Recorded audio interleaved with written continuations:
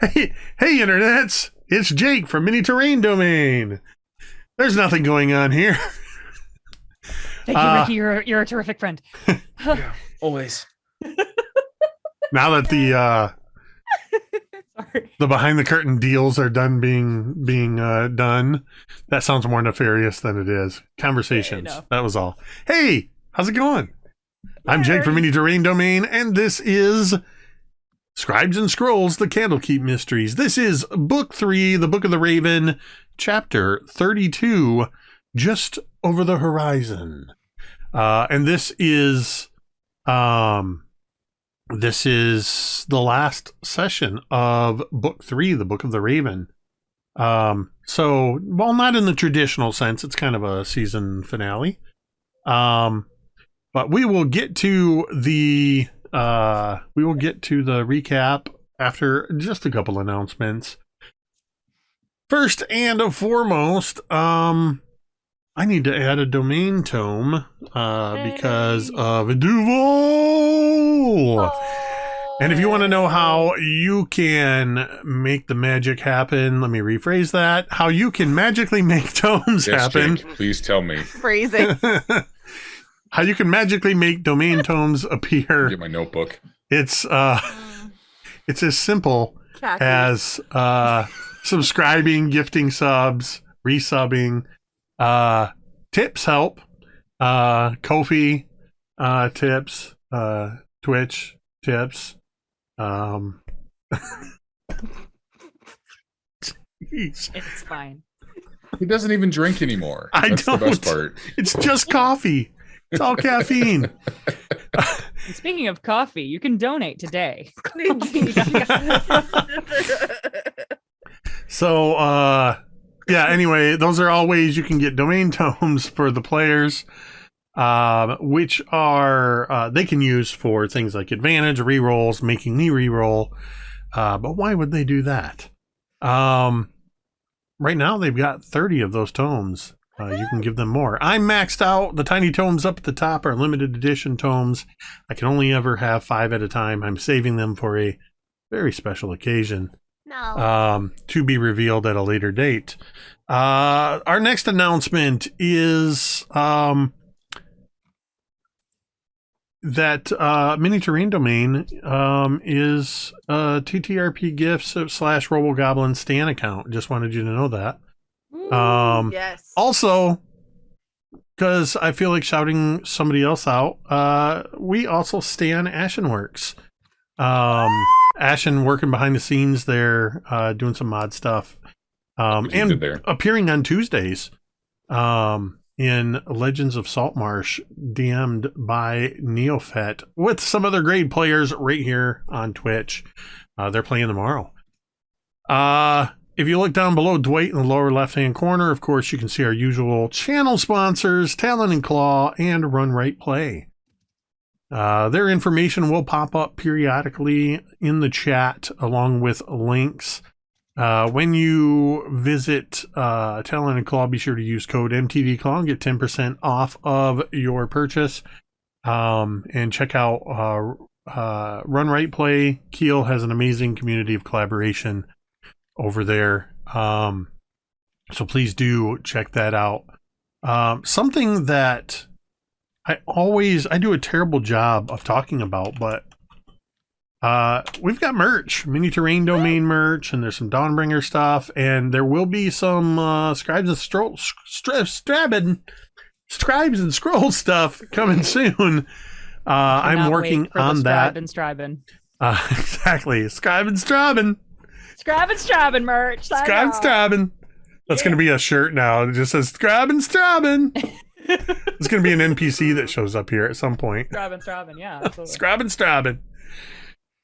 I'm not writing that down at all. So, I think that's just about all of all that good stuff. I just want to stop for a moment before we play our game here, and just to remind you, let you know that you matter. Your presence here on this earth makes a difference, whether or not you believe that. And we like to take just a few moments before every game just to remind you of that. We acknowledge that things can be tough sometimes. We all go through stuff, and you might be struggling, but you do not have to struggle alone. At any time while you're here, you can type !help in the chat, as Dwight has just done. It'll also pop up from time to time. There's a URL in there. That's the important piece. findahelpline.com. Go to the website, bookmark it, save it for yourself, save it for a friend, save it for when you need it, or you know somebody else that might need it. It is a super simple interface to use with mental health and other services available for a variety of things. Just put where you're located in the world and those services will pop up. With that, I think it's time to play some Dungeons and Dragons. Let it roll, We baby. have to? Yes. We get It's to. the Okay. book finale. So, as of late, you have been on a lengthy investigation looking into the Book of the Raven, which led you to follow a mysterious map where you went through past dangerous rock outcroppings, through fearful forests, met a friendly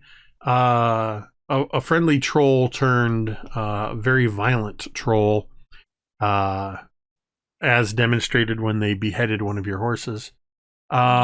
You managed to get on the wrong side of a cocky red dragon wormling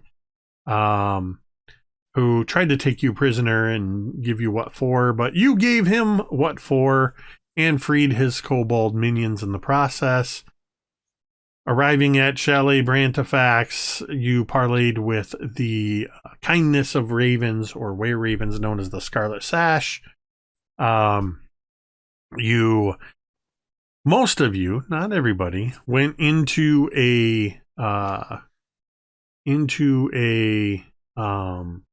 shadow crossing through. How did they get there, Gary?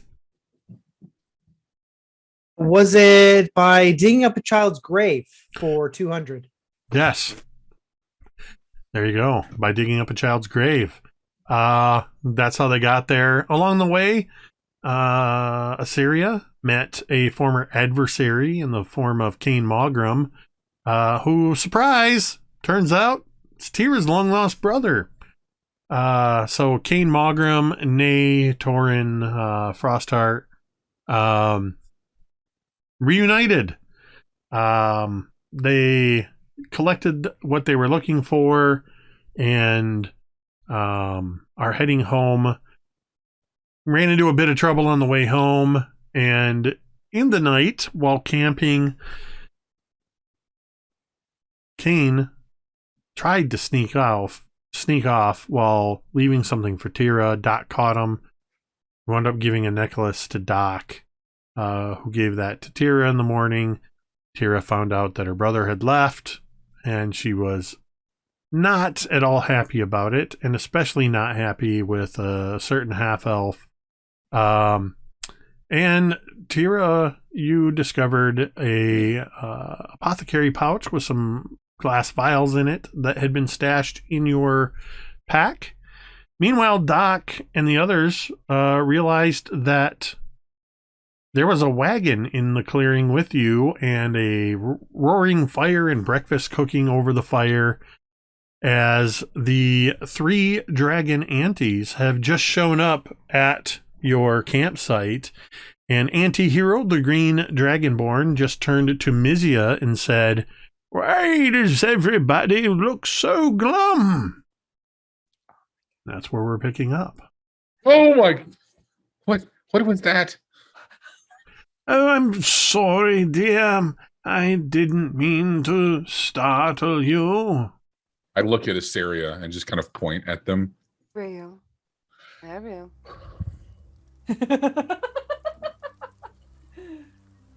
That's right. Breathe in. Breathe out. Oh, wow. I do apologize. I am not myself lately. I'm having trouble discerning reality from fiction, and I thought you were a figment of my imagination. Oh, sometimes I often wonder if those around me are a figment of my own imagination.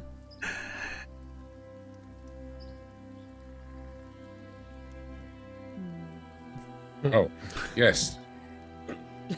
I Same. thought there was more to that sentence, but yes, thank you. She reaches out towards you with a bony, draconic hand, and she doesn't touch you, but she kind of reaches within like 6 inches of your frame and just starts going, oh dear. You've got Shadowfell all over you. Is that the source of your problems? I do believe it is. That seems to have been when this all started. We were in the Shadowfell, if I wasn't clear. Yeah, we need you to get your item, so... Yes, that's why we're here. Doc, I can see you from here.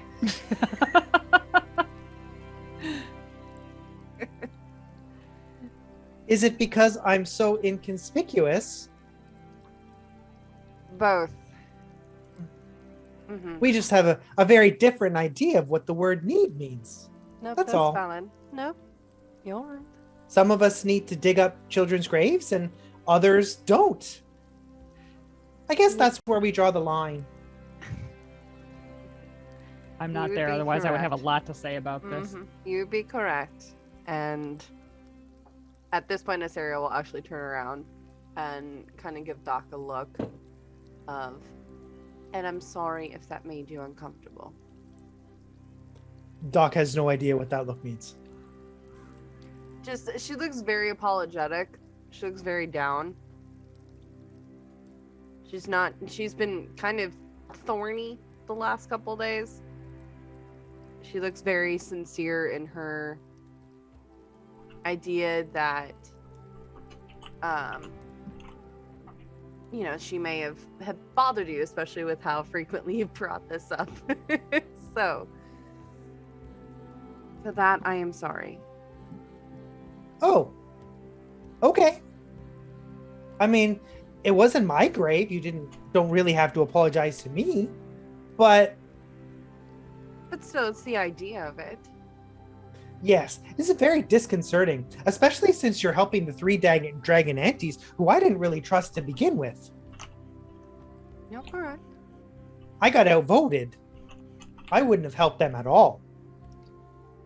But I do want you to know that your opinion does matter. So, wouldn't have mattered if you were outvoted or not. Your opinion is valid and important. Yes, I am quite intelligent. I generally tend to know what's going on. You do. I just want to make sure that you know that what you say is important. Oh, yes, I do. Okay. But thank you for telling me. Of course. I mean, even though I already knew, it's always nice to be agreed with, especially when you're right, which is most of the time for me. It's unflappable.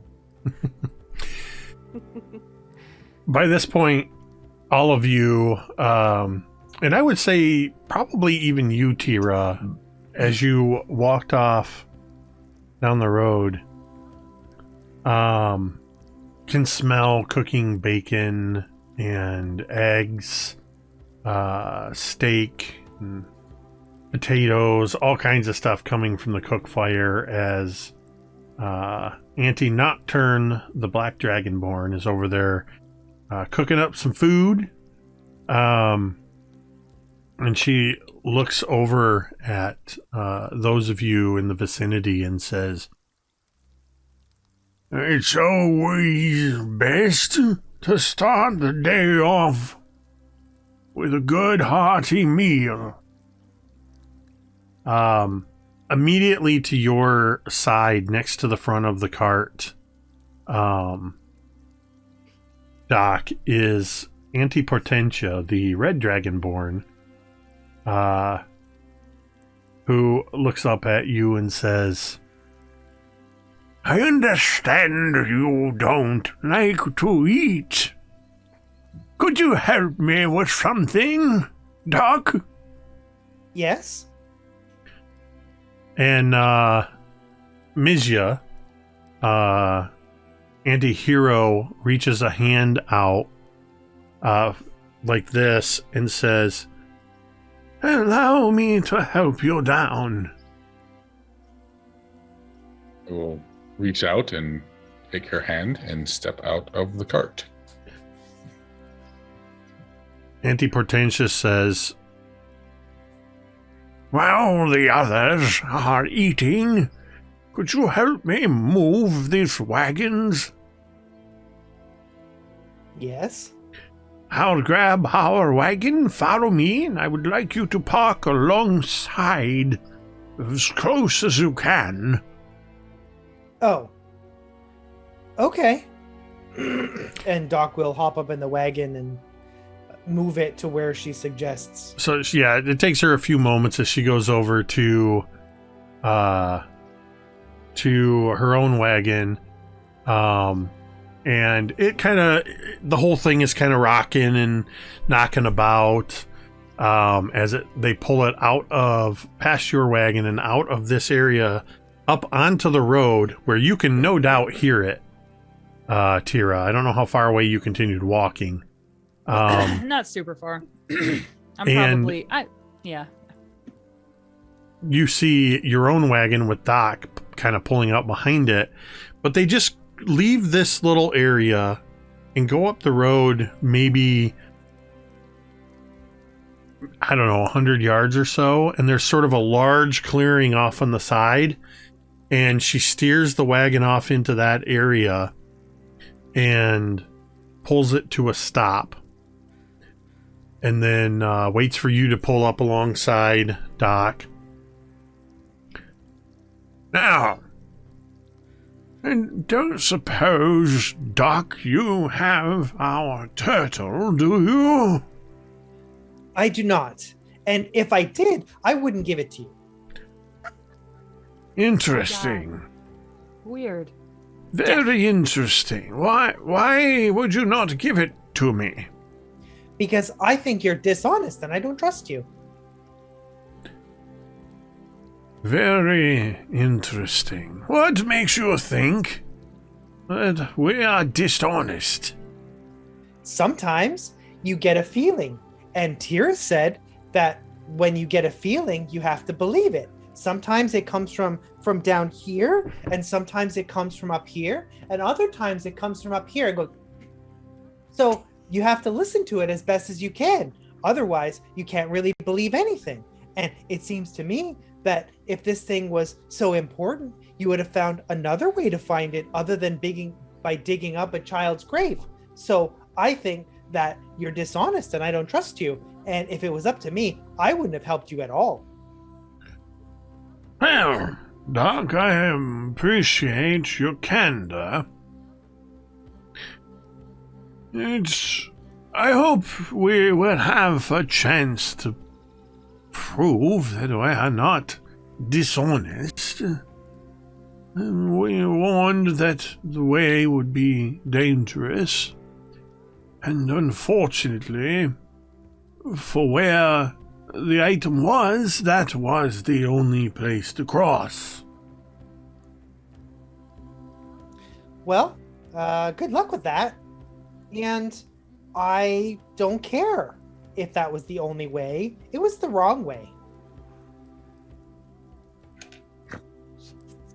Now, we're gonna die here. Interesting. By this point, she's stepped down off of the wagon and starts heading back towards the camp. Do you follow? He is going to bet. He's going to hop down off the wagon, and he's going to pet Phil, his favorite horse, and then he's going to pet Phil, the other favorite horse, and then he's going to ruffle Einstein Jr.'s feathers, and he's going to wave to Frank over top of his head, and he's going to return to the camp, muttering under his breath. That's a friend. Okay, Dr. Doolittle. So in this Yes. in this time frame, Teera, what are you doing? You've seen the wagons, you've seen where they parked them. What are you doing in the wake of your discovery? I would just kind of be sitting there for a little while, just sort of like with this little case of these tubes, and just kind of staring at it for a second and trying to figure out what it all means. And then she folds it up, puts it back in her pack, and then just kind of sits there for a little while more and is kind of just looking at her sword. She's not ready. Like, she figures somebody's going to come get her when it's like time to hit the road. So she's just sitting there. She's not ready to talk to anybody right now.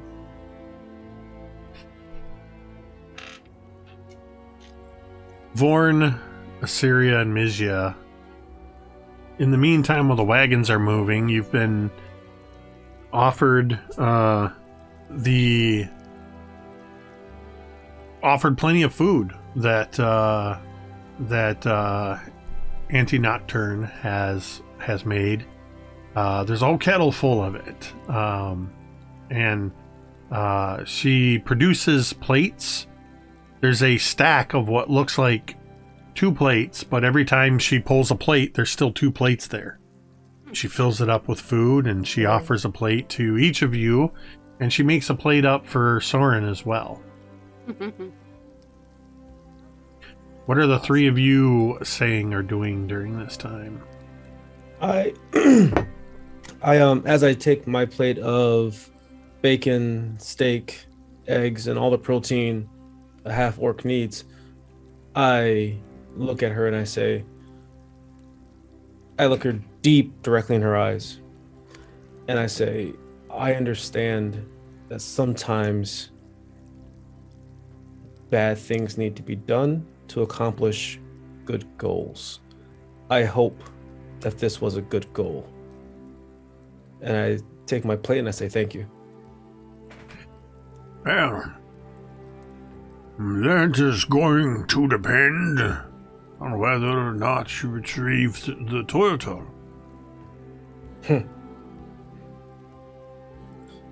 Yeah. Do you have it? Do we have it? I look over at my team and I say, we have it.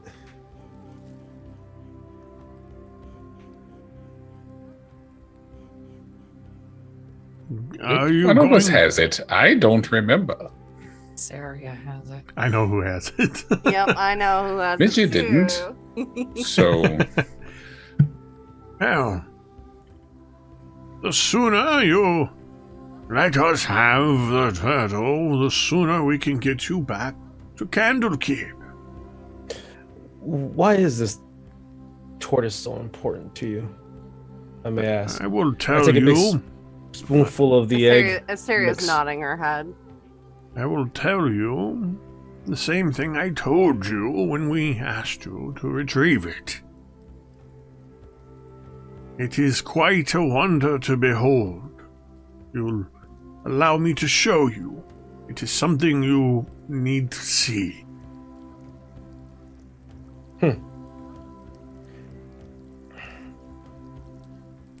I mean, you can't give me a hint.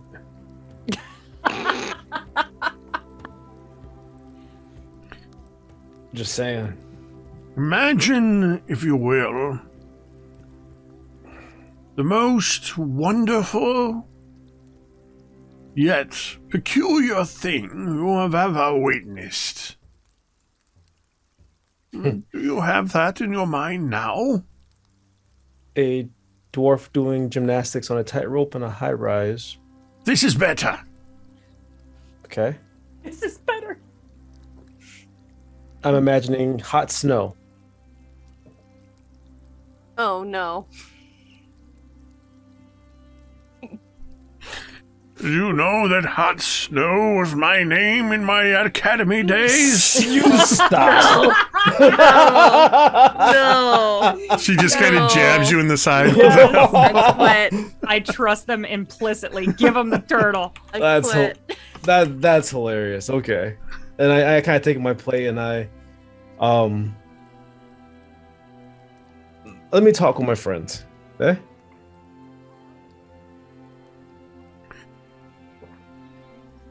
Antihero looks at you again, Mizya. Every once in a while, she just kind of reaches over like she's plucking cobwebs away from you or pulling a piece of lint off of your sweater, but without touching you. I would like to help you, Mizya, if you would allow me. If you think you can help, I think that would be quite wonderful. Yes. Seems my will has not been strong enough to resist this for the last 2 days, so I'm getting quite tired of it. She sets down her plate, and with both hands, she begins to almost deliberately, like she's unthreading, like it's kind of like sewing, but it looks like she's unsewing something around you as you hear from her this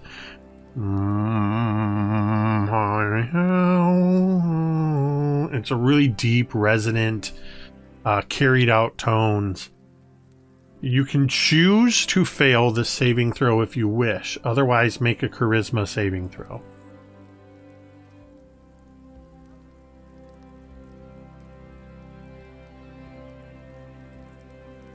It was an 18. Mm-hmm. She opens her eyes, but doesn't stop. You are resisting, Mizya. Trust me if you want to be free of this dark matter. Do I notice anything happening as she does this? Do I feel any change or... Make an Arcana check.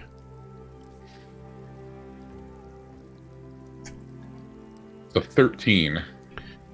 She is attempting to cast a calming spell on you. Why are you trying to calm me? The Shadowfell gets into your aura, and it clouds it and corrupts it. I believe this is what is obscuring your ability to discern reality. I'm just trying to give you a little bit of help.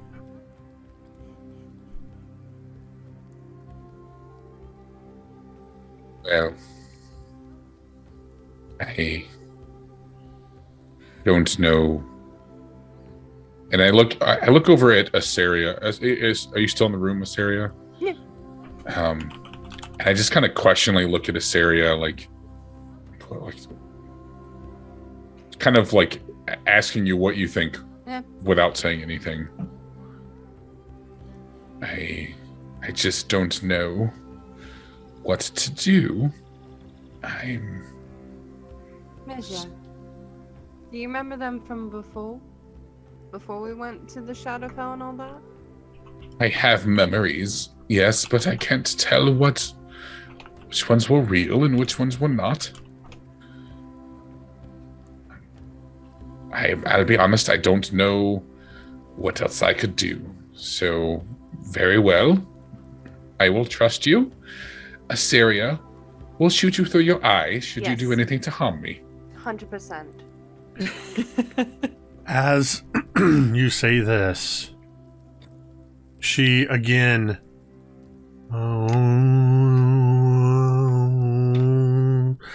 and you notice that Antipotentia has entered the clearing, and over by the cook fire,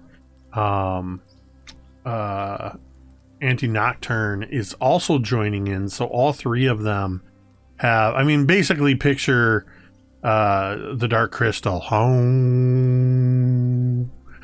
I need you to either choose to fail or make another charisma save. I also need Vorn, Doc, and Assyria to make charisma saves. Oh no. Vorn, you need to make a charisma saving throw. Oh, I'm gonna fail that. Listen, I'm gonna choose to fail this one. Actually, yeah. Okay. That's gonna be a 9. Oh, So- Mizya Well- trusts. Yep. So I rolled a 1 and I have -1, so I have 0. Okay. Wow. Phenomenal. Doc, There's always a chance, right? Mhm. I got There's a 12. chance. Teera, you are well out of range of this.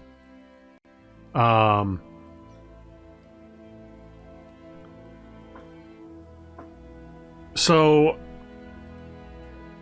all of you start to feel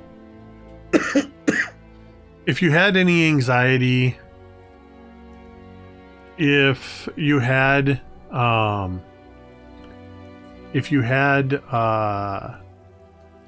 anything that was angering you, basically anything that would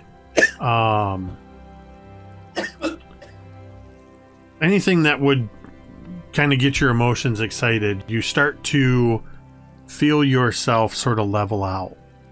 Oh, good. Additionally, I am not there for that. you're I'm not not there in for range. that. Additionally, Mizya, you feel as if a weighted blanket is being lifted off of your mind. And this calm emotion spell cures your Shadowfell despair. Woo! Wow, nice. Remind me, were you were frantic, correct? You're muted, I think, Dwight. You, Or quiet. One of the two. until your next long rest, you have advantage on all attack rolls now. Because you now have a clarity. I think it worked. I Mizya. feel myself again. Am I real? Shut up, Fawn. Yeah. Mizya's back. They're back. And if I didn't clarify it, Doc, you did also fail that as well. Wait, I should state, because I think this affects you now that I think about this. Assyria.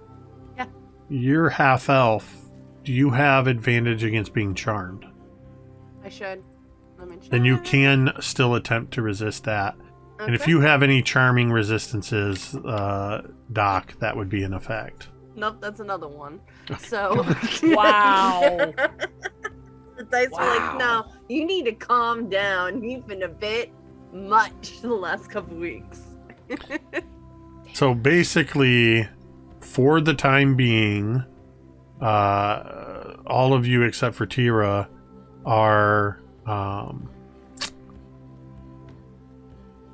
It's basically for about a minute. You feel this nice at peace. Mizya, yours is permanent. You're being free for the time being, I guess, for this Shadowfell despair. But after about a minute, the rest of you start to feel that initial euphoric calm wear off.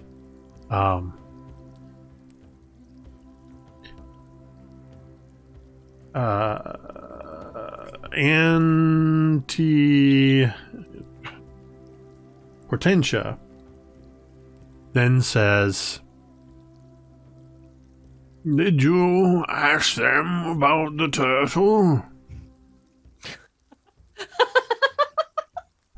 That's all they've been asking us. Anti-hero just looks over, kind of looks like pulling one final wisp away from you, Mizya, and then looks over at Anti-Portentia and says, "Yes, yes."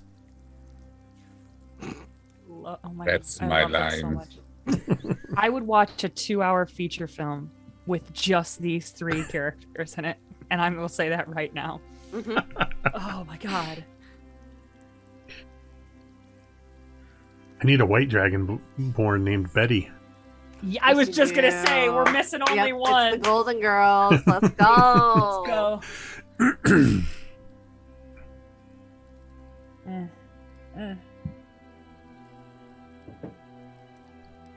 Saria, you could give them the turtle, or not.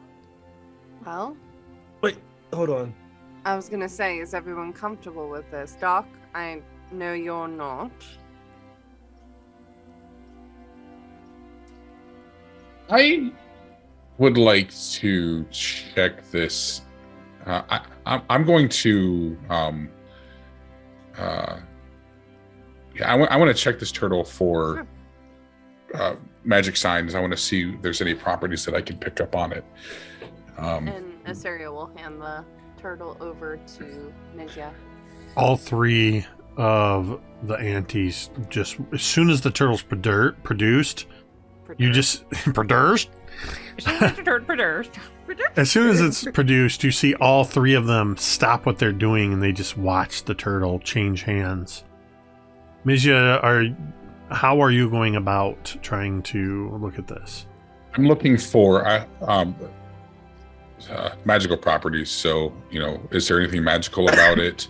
And then I would also be looking to see if anything about it rings a bell from my historical studies. So, do you have identify? I do. Because being a magical item, you either have to spend 1 hour with it studying it, or you have to cast an identify spell, either as a ritual if you can do that, or it is a ritual, but I have the ability to cast ritual instantaneously once per rest. So I will do that. I'll identify this thing.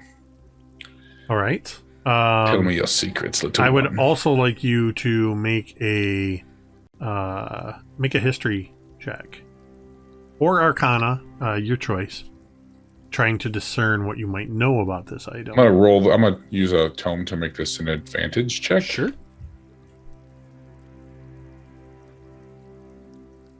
It's a 25. Wow. The DC was a 25 Whoa! The I have a DC +6. The DC was a 25 on this Mizya is check. awake. Was that history or Arcana? Arcana. Okay. So you take a moment, and I believe this is the first time you've actually looked at and held this item. Mm-hmm. And what you see is this roughly, I mean, it fits in one of your hands. It's a jade tortoise with inlays of gold, sort of outlining the shell. With your magical identification, you realize that this is a one-of-a-kind figurine of wondrous power that can be... that basically they can use it to summon what is called a horizon-back tortoise, which is a gargantuan-sized tortoise that is sometimes used by, and historically, the horizon-back tortoises in distant lands have been used as siege weapons, but they've also been used as mobile villages for smaller races. And you know that when they told you about this, when they asked you to first get it for them, in which way, they said that this particular tortoise was over 1,000 years old. That's what you recall about this. You have heard of such an enchantment. It's very rare because this kind of thing, once it's summoned, the tortoise will remain for as long as it's able to until it's either dismissed or it is reduced to 0 hit points mechanically, killed, in which case it turns back into a figurine, but then it can't be summoned again for 1 year. I must say, we've had this in our possession for a few days now, and this is the first that I've laid eyes on it. I have to say, Doctor, would you come here, please? Oh, yes. And I'm just going to kind of sidle up next to Doc as he walks up. I think I might find myself siding with the good doctor here, in that I'm not sure why you need this, or we should give it to you. So, barring a good explanation, I think I would just hold on to it. I always like it when people agree with me, especially with I'm right, which is most of the time. I'm rather disappointed, Mizya. I thought someone as knowledgeable and studied as you would be a bit more understanding. What you hold in your hands is, well, it's our home, basically. It's how we traverse the lands. This seems quite powerful for what you say. How are we to know you mean no ill will to others, should we return it to you? We have twice given you hospitality. We have twice fed you. And you doubt our intentions? You have... What? Lodging and food are quite simple to provide. And for that matter, so is the truth. And you've been quite circumspect with it in the time we've spent together. I strongly disagree with you. At no point have we not given you the truth. We did not give you all the information. What you have seen now, what this is. You know what it is capable of. What secrets do we keep from you? Can you forgive 3 old women for wanting to wow you by showing you our giant tortoise?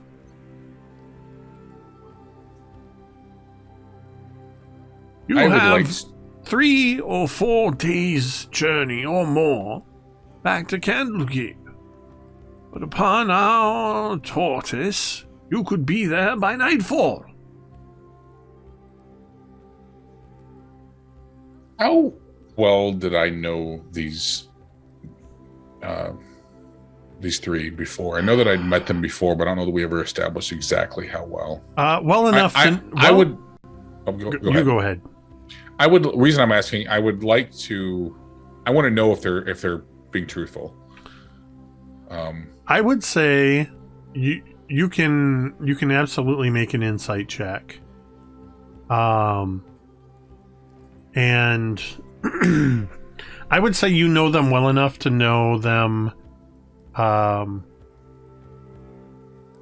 that they are more likely to do good when it benefits them than they are to do anything mischievous or nefarious. But at the root of everything they do is whether or not it benefits them. With that knowledge, you can make a insight check. I rolled that with advantage, and I rolled a 10. But I feel like this is important, so I'm going to re-roll that. So did you use a domain tome to roll with I advantage? used my inspiration to roll it with advantage. And then you're going to spend 3 to re-roll. Yes. Good choice, Dwight. Okay. That's an 18. You see in all three of the dragon antes that their eyes barely left this tortoise. At any given time, at least one of them is looking at it. Auntie Nocturne has stopped mid-motion from dishing food out onto a plate and hasn't moved since it's been brought out. Auntie Portentia stopped where she was. And the one who's been doing most of the talking, Anti-Hero to you, is looking up at you. And in a way that she's keeping this artifact in her view. You see the desperate longing that they have, but you also see the sincerity. I would say, Mizya, you've known them long enough to know that not only are the three of these women witches, that they are a coven of witches. And that at any point, if they wanted to, without hardly any effort, they could have seriously ruined your days. I am going to turn to Doc, and I'm just going to place my hand on his hands. Doctor, I need you to trust me, because I trust them.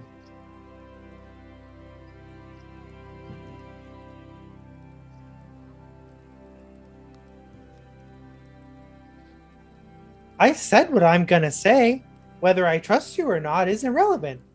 You decide to give them the tortoise, that's your decision. I'm not gonna try and change your mind. I made all the arguments that I'm gonna make. Just kind of pat Doc on his hands, and I will look at the other three. Does anyone else object with returning this to the aunties? Vorn looks up from his plate of bacon and steak as he's like chewing it through his tusk, and because he's aware of how disgusting it looks, like an orc cookie monster, he puts his hand over his mouth and he's like, one day back, I was so thin. And goes back to eating. I'm not there. Oh, you're not there. Okay. Nope. I will walk back over to them, and I will hold the tortoise out. We put our lives on the line to return this to you. If I find that you have lied to us, or that you use this extremely powerful item for anything other than anything that causes anyone harm, we will be back. She holds out her hand for you, Anti-Hero does, for you to hand her the tortoise. And I will hand it over. She takes it in her hand, and then she kind of puts her other hand over top of yours, and she says, "Thank you, Mizya." And then she kind of narrows her eyes just a little bit and says, "Be careful about barking at the moon. You don't have the bite to back it up." And she turns suddenly and starts walking away. The other two stay there. They immediately, once Anti-Hero has it, they immediately turn to the rest of you and say, "Well then, we're going to want to start packing up. Get everything packed away." And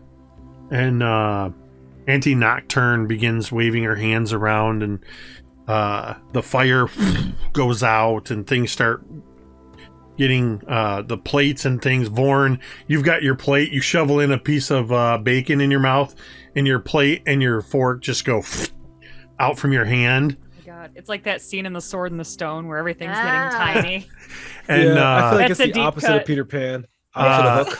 Anti-Hero holds out her hand, and one plate with some eggs, a biscuit, some bacon appears in her hand, and she doesn't even look back, and she just continues walking. She's hunched over, and she's walking very quickly, but with very tiny steps. As she just... And she walks out into the road, and she walks in the direction of the wagons, and then doesn't go directly towards them, though. She goes towards you, Teera. And you just see her anti-hero suddenly shuffling up to you. Yes, dear, we'll be leaving shortly. Here. And she hands you the plate of food. Well, thank you. And I stand up and I kind of grab my pack, and as we're walking, I'm eating. So you walk with her? Yeah. She shuffles along, holding the tortoise sort of in both hands, with one hand sort of like stroking the back of it. She gets over to where the wagons are, and all of a sudden she crouches down and kind of halfway climbs under the wagon that they rode up in. And with clawed fingers, she digs a small hole. And then she places the tortoise in and carefully covers it with soil. And she steps back and walks over to you and looks up at you, Teera.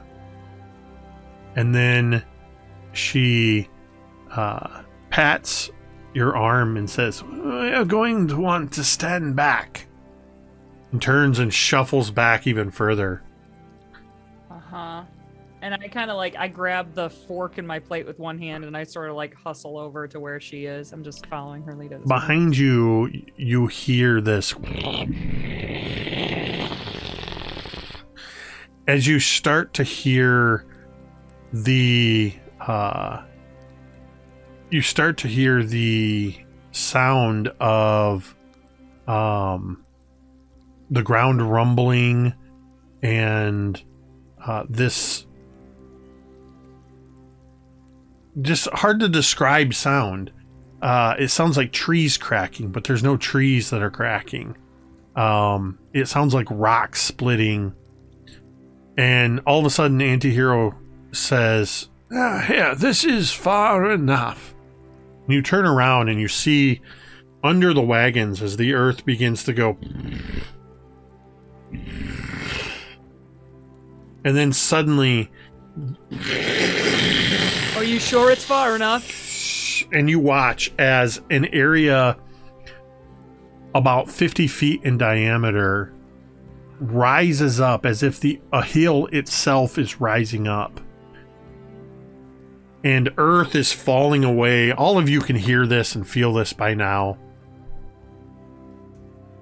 And after a few moments, there is a gargantuan tortoise more than 50 feet from tail to nose. And on its back, on its shell, is a 3-story cottage.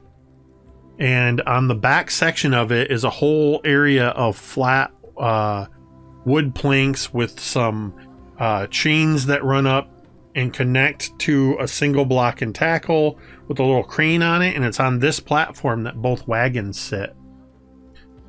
And as it rises up and sort of settles in from the front porch of this house, a rope ladder just unfurls to hang down the side. I'm jaw dropped and I look back at Antihero. Uh-huh. We are so thankful that you brought our home back to us. If that were my home, I would try not to misplace it. But that's just me. It was not misplaced, it was stolen. We will not let that happen again. At this point, Auntie Nocturne and Auntie Portentia are heading out of the clearing. Auntie Nocturne has the metal tripod with the pot hanging off the end that has all the cooking stuff in it, and they walk out. Do the rest of you follow? And they lead you along, and Auntie Nocturne just kind of looks over at you, Doc, and says, I know you don't exactly trust us, but I hope that we can earn that trust. One day, maybe, but sometimes doing things that help you, even if they're good, isn't always good in itself. Auntie Portentia says to Mizya, Let's get inside and get you a nice mimosa. as they begin to ascend the ladder and beckon you all to follow. And I think that's where we're going to take our break. Perfect. Love it. Awesome. Awesome. All right. Well, yeah, thanks for everybody who's tuned in so far. Stick around. We'll be back in about 10 minutes to continue with this adventure. We'll see you on the other side.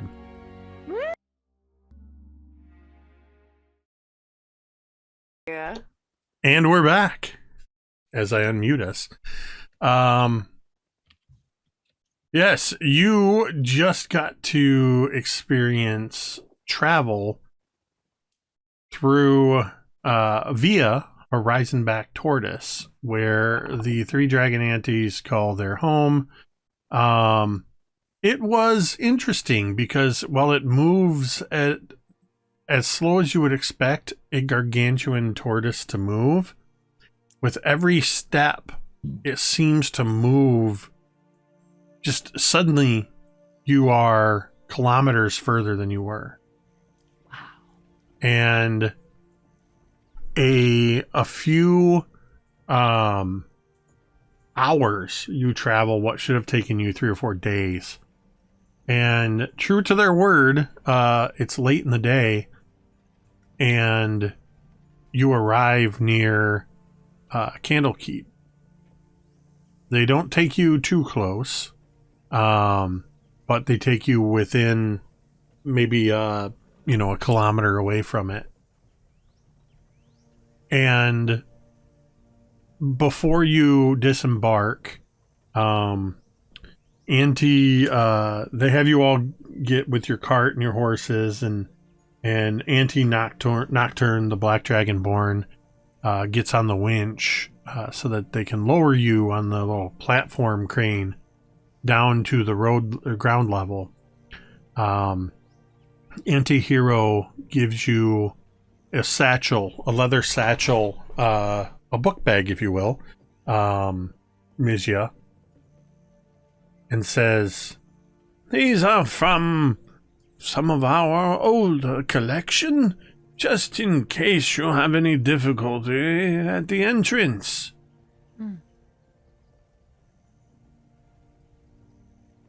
Thank you.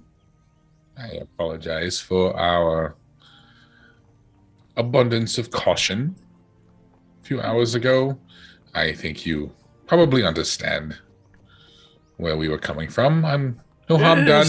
Yes. As you have explained at length over tea the last several hours, we accept your apology. Well, there's no need to be rude about it. We shall be on our way. I thank you again. And you all get on your on the platform, and they lower it down through this block and tackle crane, and you're able to drive the cart off and head to the front gate of Candlekeep. When you arrive, there are the usual avowed priests standing at the gate.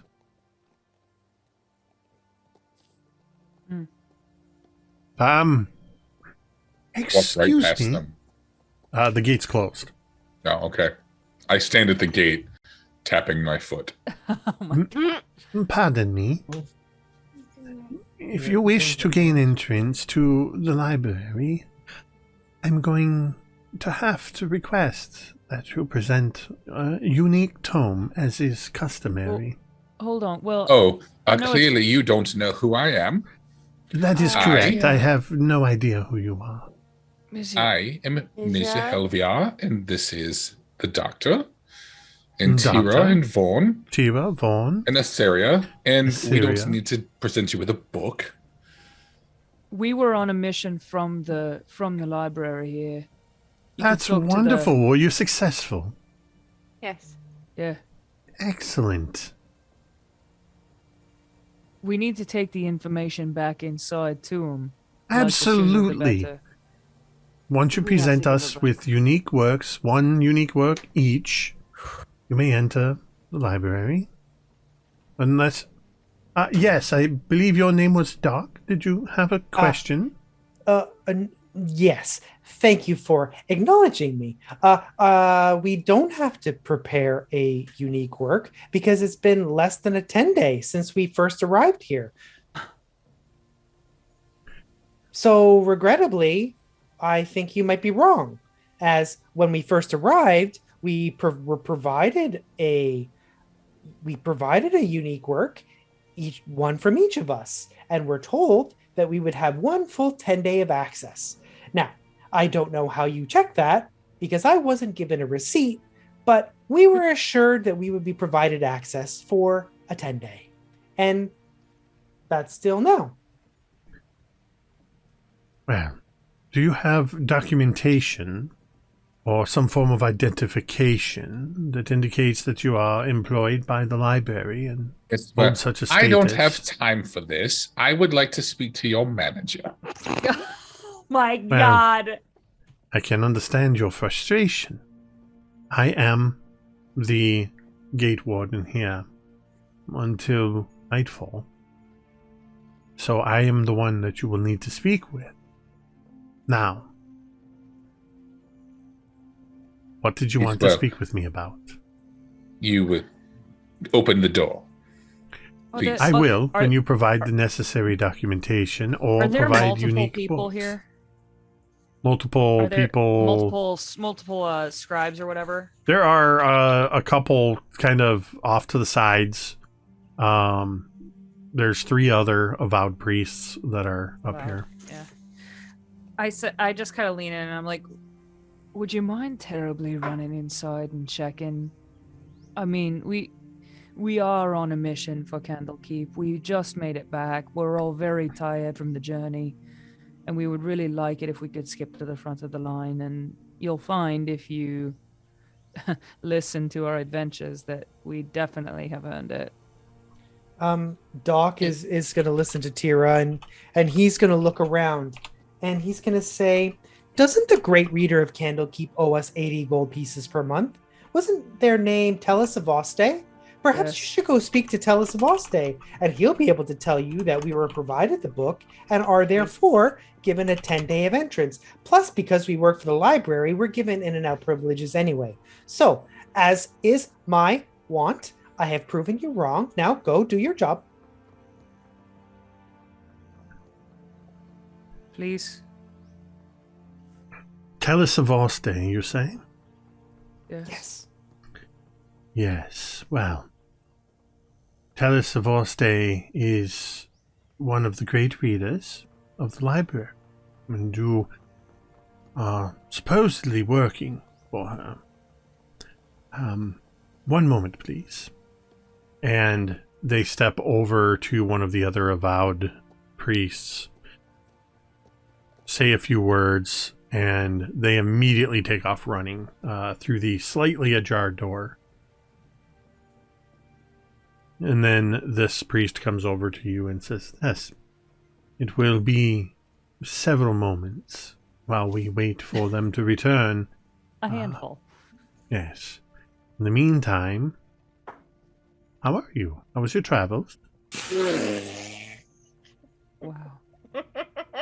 Not the customer service. Yes. Not the customer Teera just kind of shakes her head and goes over and kind of by the wall that's next to the gate and just sort of sits. Yes. Everything was fine. We gave a rare artifact that we found in the Shadowfell to 3 random Dragonborn that we met twice on the road. It didn't sit well with me, but everybody else, it seemed fine to. Interesting and exciting. Perhaps you should consider writing tales Oh of your adventures into a tome. Perhaps one day you could be used to gain entrance into the library. Oh my god. Yes, I am quite known for my fanciful storytelling. I can only imagine. I might exclude the part where my companions dug up a child's grave because that's somewhat distasteful.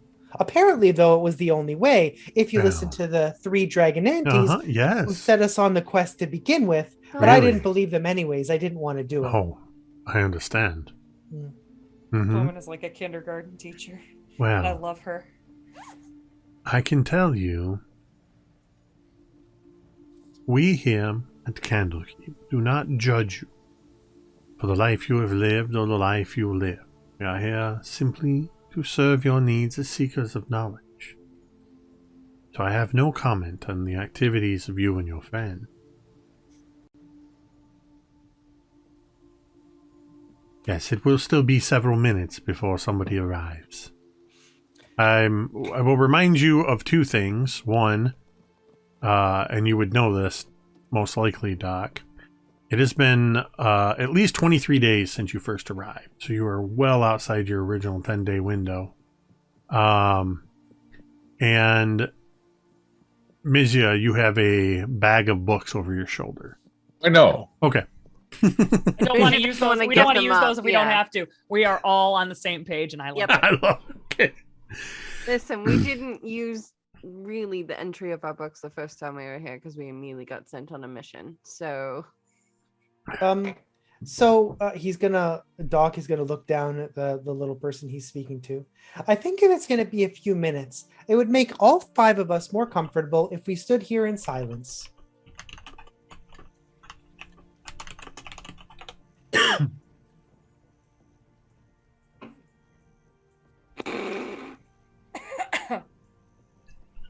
Is there a line of people waiting to get in? There is not. Ricky loses. Ricky loses. Yep. I'm looking around. Yeah. There's no line of people? I'm just going to I'm going to cut that out and loop it so it looks like we had a really long pause there. No, there's no line. You're the only ones waiting at the gate. It's evening. The sun is low on the horizon and there's no new seekers arriving currently. Okay. So Doc has explained to you why we don't need to go through this process. Yes, that is correct. Is there a messenger? Did you send? Yes, we sent a runner in to find Great Reader Tellus of Alstay to verify your story and have them come join us at the gate.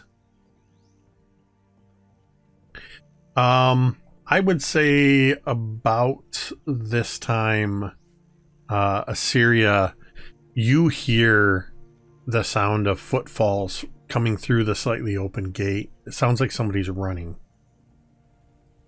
And it is not the avowed priest runner that comes through, but it is a violet-skinned tiefling, the 15-year-old Irony, who suddenly comes, kind of grabs hold of the door frame as they come through and just go kind of skidding to a stop. Oh, good. It is you. Yes. I'm terribly sorry. Ooh, give me a moment. I told you, as she turns as the priest, who was running much slower than they were. I told you. It was who I thought it was. Yes. It is on authority of Great Reader Tellus of Alstay that these individuals all are granted access. I will take responsibility for them. Thank you. Very well. I would request, Irony, that you speak to Great Reader Tellus of Alstay about informing the gate wardens and making sure that your special guests have some sort of documentation that allows this process to be much smoother. We were lucky we didn't have a crowd out. Yes. Come on.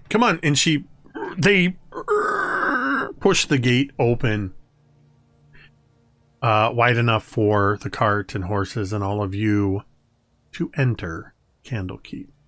Doc is gonna hop on the cart and he's gonna drive it in. And as he overhears the conversation about the documentation, he's gonna turn around and say to the gate warden, "It's okay. I have nothing but time." Yes, so do I. Oh.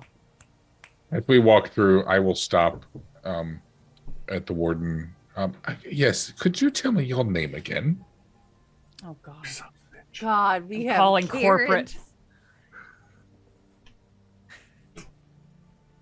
My name is... I knew I should have had their names ready. This is an FU from Dwight to Jake, not from Mizya to whoever this is. Yes. My name is Hannah Mirren. We'll remember that. Yep, I got it. Yes, Hannah, could you take these? And I will sling the bag off of my shoulder and hand it to them. You might find these quite interesting. I think they might go well in your collection. What? And I will head inside. No! So. Oh my God. He is going rogue, y'all. We could have hung on to those. Proven a I point. gave Mizya a bag of 5 magical books, and they gave them away. Could have hung on to After those. making us wait. Yeah. All right, so I need you, Dwight. Yep. I need you to roll Damn. a d10. And I'm going to have you do that 5 times. Wow. Yes, spiteful. 7. Hold. Yeah, 7. Or just pick 1 through 10. Pick 5 9. numbers. No, I'm going to roll all 5 of these. 6. So 7, 9, 6. Love it. 3.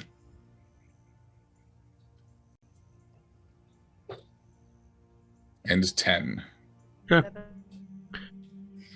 Just in case these come back. All right.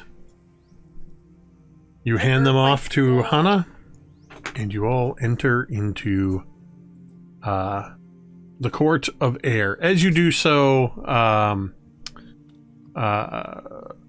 Irony says, "You were certainly gone quite some time. I trust everything has gone well?" It's definitely been an adventure, that's to say the least. Yes, I can imagine. I intercepted the runner. While they were heading in, I overheard them mumbling something about their description. Made me assume that it was all of you. So, we are quite happy to see you. You, of course, are probably weary from your travels. You may go to your rooms or to the hearth or wherever you wish this evening. I will go see Great Reader Tellus of Oste. I believe you have payment that is due for services so far, and the Great Reader will want to speak to you at some point to find out how things went. But in the meantime, welcome back to Candlekeep. Let me know if there's anything I can help you with. And they disappear, running off into who knows where. What would you all like to do? It's evening. It's still early in the evening, so... I vote to stop letting Mizya carry things because they keep giving that shit away. Yep. I second the vote.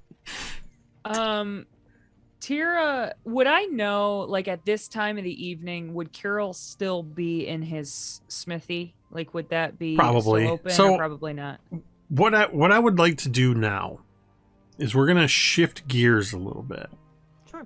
We're gonna shift into sort of vignette and montage mode, because each of you have things that you want to do that are going to take a period of time. So time is going to move forward. I will tell you, because I know for some people this is of much interest. It is currently the 10th of Myrtle, which is the 5th month. The day that you are particularly concerned about, Some of us. I'm just double checking, is not until the 1st of Kythorn, which is about 21 days away. Yes. 31 days, half Myrtle, and all that. Yes. Yes. So, I can tell you right now, based on some of the things you've told me in advance, you're going to be spending at least, we're going to be covering roughly a 10-day, possibly more. Okay. At the end of which time you will be paid in addition to what you are already owed. Actually, let me settle up with you right now. Sure. In case you need these funds for your downtime activities. That would be great. So at some point, Irony shows up with a bag of gold containing 180 gold pieces. And explains that this is to cover the period of time since your last payment on 29 Tarsak at 36 gold pieces each over that period of time. It also explains that to make accounting easier on all of them, your pay has been upped to 90 gold pieces each per month, which is 30 each per day, per 10 day, or 3. You're each earning 3 gold pieces a day. Nice. While you're in the employ. That's 450 a month, roughly. Nice. So you have 36 gold pieces each. So Teera, we'll go ahead and start with you since you were the first to speak. So you were wanting to go see Carol. Yep. I just want to, I want to go see him. And kind of, as I would walk away from the group, this is, I imagine, like the right after we kind of separate. Teera really wouldn't say anything. She would thank Irony and kind of nod at the others and then just walk off. Notably nodding at 3 people and not somebody. And you don't have far to walk. The blacksmith is just inside the court of open air to the left, a couple hundred yards. And that is also where Carol has the smithy, where you walk in to find that they're doing a little bit of work in there still. Carol, he's got a couple of apprentices in there working on a few things. Oi! Carol! And I look at the apprentices and I'm just like, oi, there, you boss about? You, as you walk in, and you call out Carol's name, you hear from kind of in the back area, you hear, "Right, I better know ya if you're going to be addressing me with that tone of voice. Ah, Teera! It's been a while since I've seen you. How are you?" I'm well enough. We just got back, actually, like a minute ago or so. I had a job I was hoping you'd take a look at. I knew nobody could handle it but you. And I kind of, at this point, I like pull out my sword and I like show him where it's like messed up. And I'm just like, do you think there's any way you could take a look at this and see if there's anything you could do for it?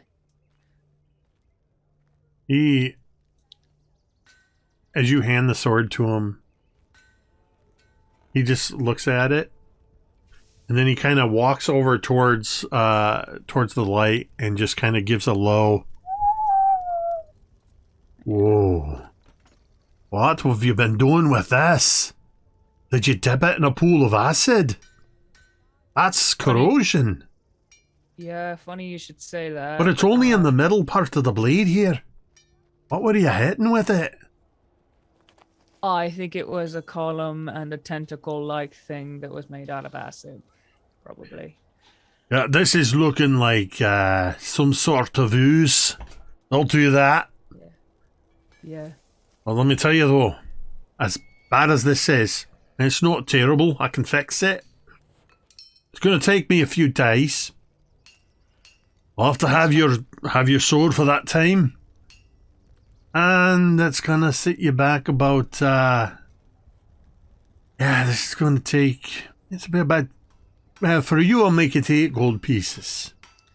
I look at Carol and I kind of for the first time in several days, Teera smiles just a little bit and she just says, what would you say to 4 gold pieces?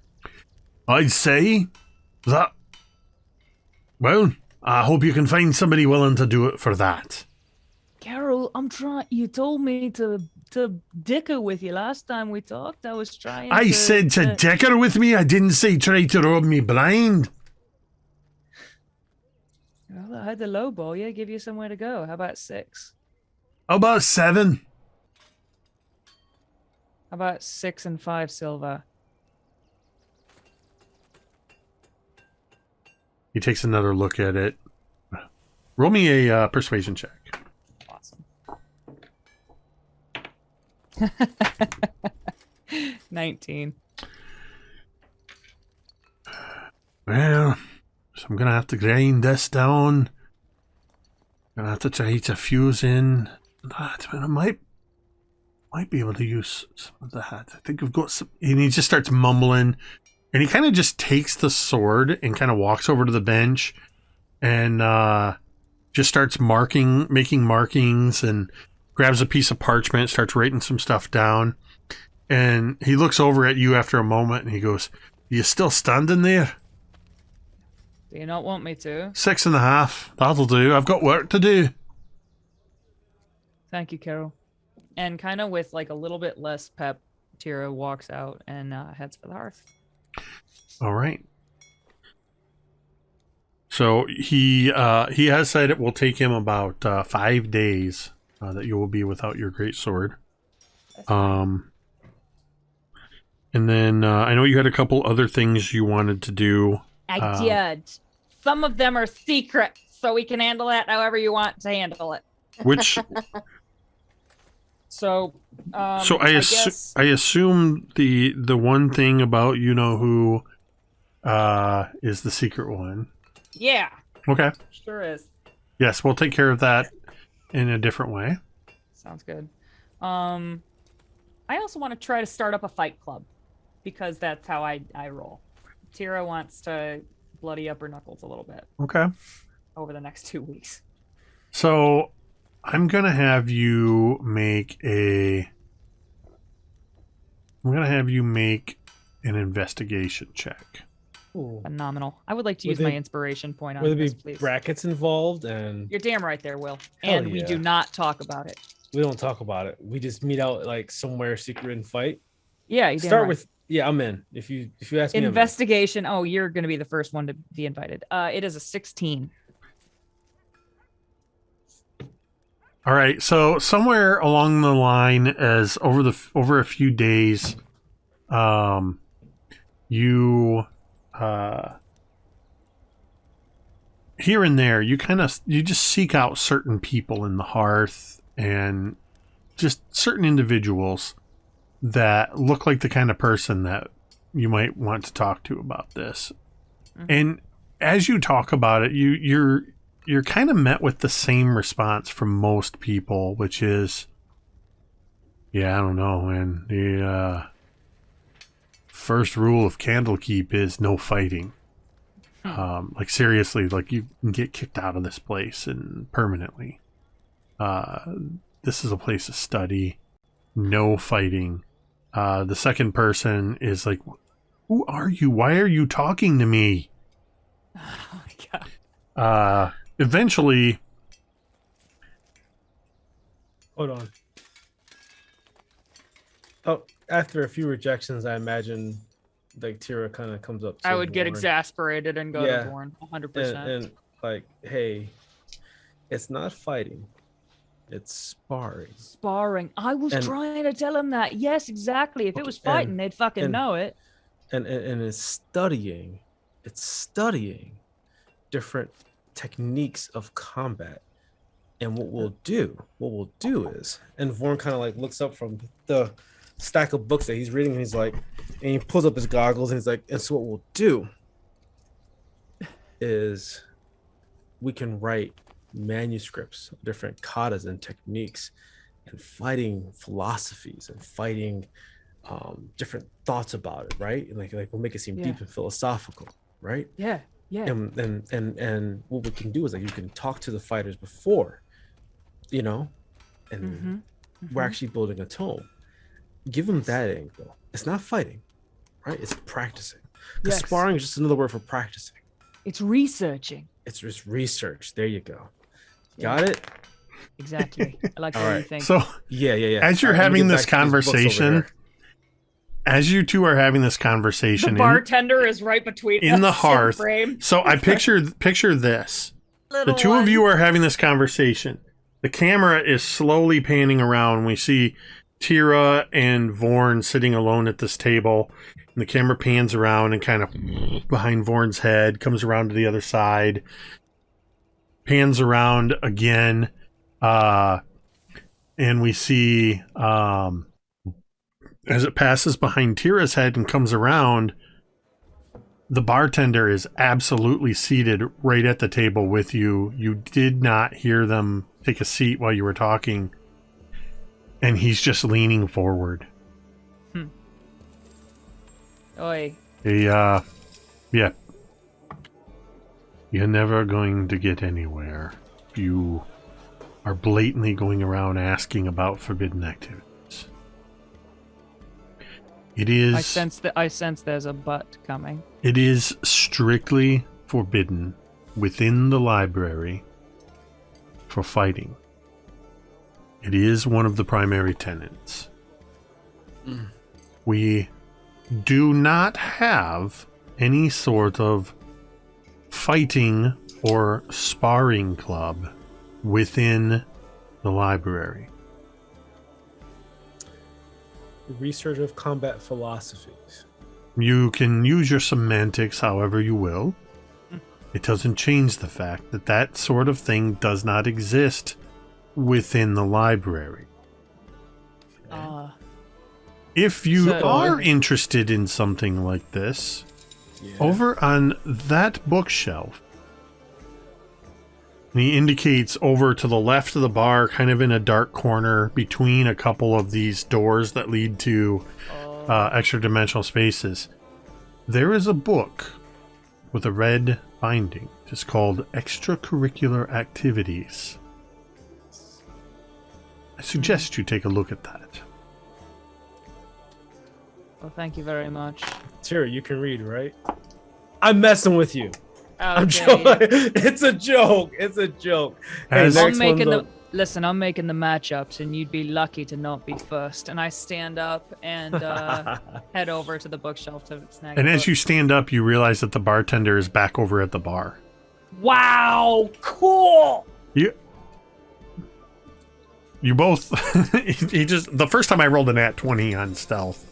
Oh my god! But he's beating your passive by quite a bit. So all right, fancy. so you head over to the bookshelf, and I'm not going to make you investigate because it's a bookshelf. You're looking for a specific book, and you find it there on the kind of low down on the shelf, but there is only one red bound book, and it says Perfect. Extracurricular activities. I imagine there is a moment where both me and Teera are not really wrestling the book, but like I can read faster than you kind of thing. Like, Go down. As soon as you pull it out of the shelf, Teera, it's tough. Like it's wedged between books. And as soon as you pull it out of the shelf, it only comes halfway out and it immediately snaps back in. And the whole shelf goes shoom and swings open. Let's go. Fist. And the two of you head in and the door closes behind you. Oh Meanwhile, my God. Meanwhile, Doc, what are you up to? Doc is going to the provisioning store. So you are heading over to you are heading over to I'll remember the name of it. Erudite Outfitters and Clothiers in the sort of northwestern corner of the Court of Air. What did you do with the horses and wagon, by the way? We brought them to the stable. Okay. So yeah, they're being taken care of there at the stables. Yeah, the Phils are happily eating hay. Sure. The Phils. The Phils. So you head over to Erudite's Clothiers and Outfitters, and you walk in, and the place is much as you remembered it before, with the exception of the dozen gnomes that are running about inside, carrying stacks of clothes, books, equipment, running to and fro, while Feldmar Bissett III, who is the human owner and proprietor, is observing them, saying, No. Those have to go over there. Those go over there. That's adventuring gear. That's regular sundries. Do not mix the new and used. No, it's over this. And he's just running back and forth. He's got his sleeves rolled up and he's wearing an apron with pencils tucked in. He's got a pencil behind his ear. And he kind of follows after this one gnome that's just carrying a stack of boots. And then he sees you, Doc. Oh, one moment. Oh, hello. Hello. Sorry, you'll have to excuse the mess here. We are right in the middle of spring inventory. Oh my God. I've never seen this many gnomes in one place. Wow. So Well, they used to work at a nearby village, making shoes of some sort. A couple of them were bakers in the forest, I don't know. They work for me as interns a couple times a year.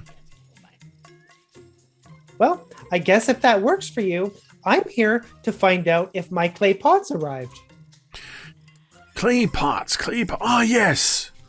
You are the one who purchased all of my clay pots. That's right. Well, let me see. And he walks over and he picks up a clipboard and... Yes, yes, it does look as though we got in 2 cases of clay pots. How many is that? He tells you a number that is a logical number of clay pots per case. Great. It's 8. There are 8 clay pots per case. I think you mean 10. I'm fairly certain there are 8 in a case. Well, I was hoping it would be 10 because then I could give you 1 silver piece and you wouldn't have to make change. But if you insist it being 8, that's totally fine. One moment. Let me see. He goes over to one of the gnomes, whispers something in gnomish, and the gnome comes out of the back, precariously balancing 3 cases, and sets them down Whew. So, you were wanting 20 vases, yes? Sure. And pulls 4 out of one of the cases. And says, yes, that is 2.5 cases, 20 vases, 1 silver piece. Okay. I also need to know, do you sell livestock and assorted sundries for growing food, like vegetables and things of that nature? We are an outfitter and a clothiers. Everything that we do is based around making sure you have everything you need for travel and or adventure. We are not a granary, nor are we a feed store, or are we a livestock auction. So the answer is no. That's not helpful. But what I will do is I will take 10 sacks and 2 backpacks, and I will go to the stable and rent a wagon and a horse. Where can I find somebody to drive it? Whoops, I wrote some. Wait, you said 2 sacks, 2 what? 10 sacks, 10 2 sacks. backpacks, and A wagon. That's it. A wagon and a horse and somebody to drive it. And I need to know where I can get some goats and seeds. I will have to do some asking around for you on that. Perhaps with shipments that come in through the docks, we could arrange for something. It will probably be some time. The other items I can arrange for you. The next shipment, if we... check back with me tomorrow. Basically, over the course of the 10-day, he will be able to procure you an amount of goats and grain in one of the shipments coming in. It'll take several days before it arrives, and I'll have to get you a cost on that later. Sure. So his plan is to get the goats and the grain and seeds for planting and whatnot. And he's going to hire a cart and driver and a guard, I guess, to take it to the caldera in the cauldron. So, oh God! I'm going to need you to... you can... I would like you to make persuasion checks. Precious. That is so as you adorable. ask around, and your primary source for asking is going to be the hearth. But if there's anywhere else you want to ask, you are more than welcome to do that. No, the hearth is fine. But and I'm going to roll with advantage using a tome. Okay. Oh.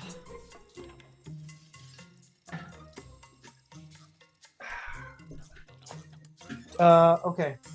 So Doc is he's asking around, and he's trying to be as polite and persuasive as he can, and he's really good at talking to people, but as he's talking to people, something triggers a memory, something that he can't quite place.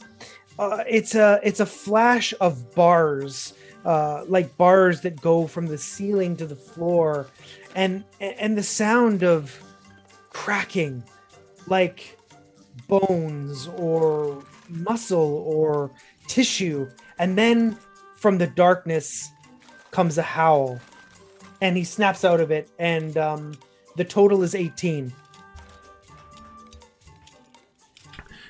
So, asking around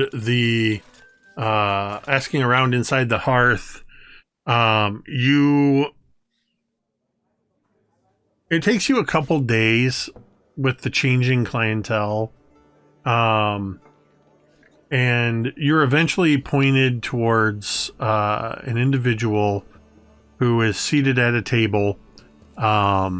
He's a human man, a little heavier set, looks to be in his mid-50s, and he's got a man and a woman who, one of them, the man looks to be in his mid-20s, and the woman looks to be in late 20s, early 30s. They're all sitting at this table in the back. And a couple of people point you towards them and say that they recently brought some individuals to the library. They occasionally do that. And they are one of the traveling, I don't know what you call them. Basically, they're people for hire. They do odd jobs, and this is right up their kind of path. Doc will approach them.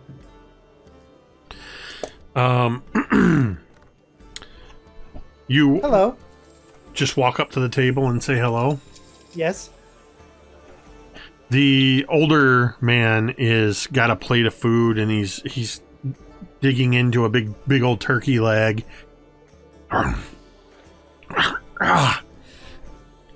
Is something I can help you with? Maybe.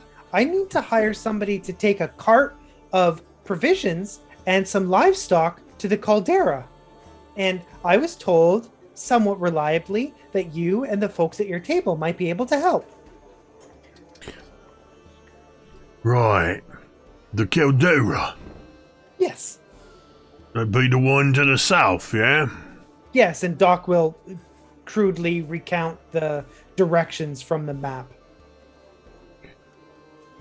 I've never been down that far south.